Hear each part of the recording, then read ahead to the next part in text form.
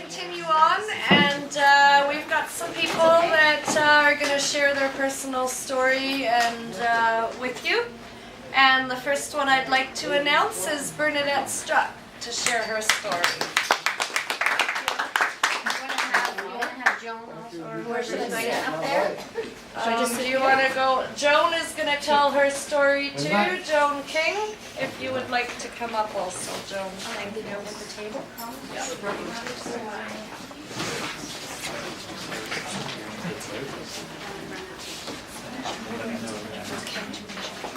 Could you even sit here to seriously, right?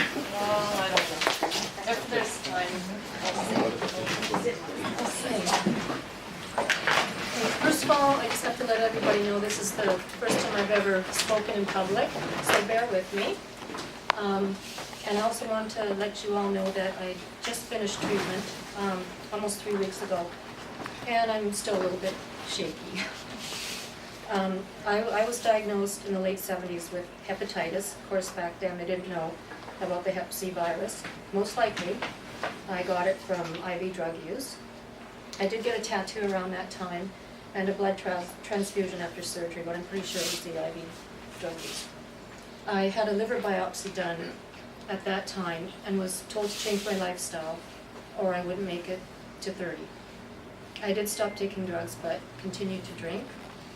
And at 30, I got pregnant and married and lived a sober life for a few years. Oh, get flushed, sorry. it's all right. Have a little drink? Excuse me? Don't worry about it. I'm okay.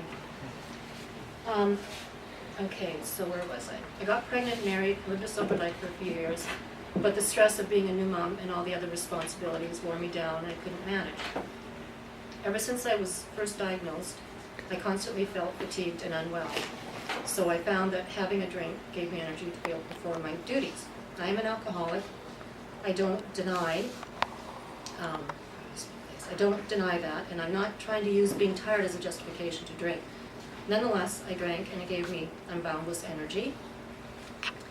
Of course, my drinking got out of control and eventually I went to rehab, but I was still feeling ill and tired most of the time. So I was put on various antidepressants and anti-anxiety drugs. It helped to a certain extent, but I always knew something wasn't right with me. Then in November of 2007, I was diagnosed with chronic active hepatitis C. And that was quite a blow. And a relief at the same time, because at least I knew there was a name to what I was feeling. I was supposed to start treatment in 2008, but I had a relapse for 6 months. Back on track, and then started treatment in May of 2009. 11 months of the interferon and ribavirin. What a journey. I felt completely brutalized physically, mentally, and emotionally. But having my wonderful support system saved me.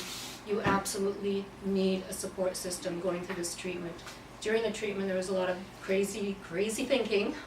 Petra knows all about that. Terrible pain and loss of appetite. Even though going through the difficult side effects, I still felt really blessed to be on this journey. I discovered a lot about myself, and patience was a really big one for me.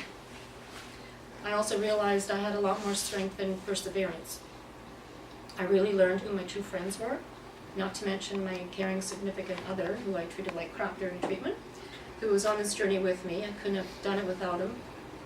On the negative side, I experienced several, maybe more than that, episodes of rage, which is, I found out, a normal reaction to the drugs. It was like a switch went off, and I just completely lose it.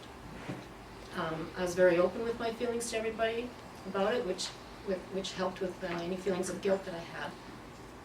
There was also times of deep despair, but you do get through it.